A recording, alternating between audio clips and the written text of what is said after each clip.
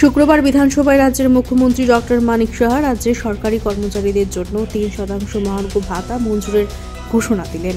আগামী 1 এপ্রিল থেকে সিদ্ধান্ত কার্যকরী করা হবে।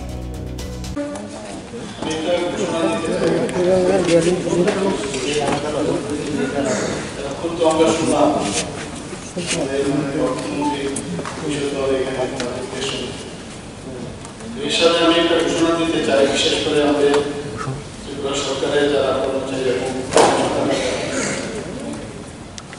সকল কর্মচারীদের জন্য ত্রিপুরা সরকারের আমরা অতিরিক্ত মহার্ঘ ভাতা ডিএনএস এবং 3% বৃদ্ধি আমি ঘোষণা করছি। যারা পেনশনার যারা রয়েছে তাদেরকেও আমি 3% ডিএনএস রিলিফ সেটাও ঘোষণা করছি। তাতে করে বর্তমানে আমাদের 30% থেকে বৃদ্ধি পেয়ে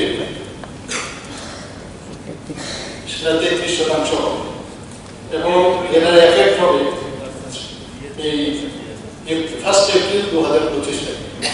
এতে করে এই বাবদ আমাদের প্রায়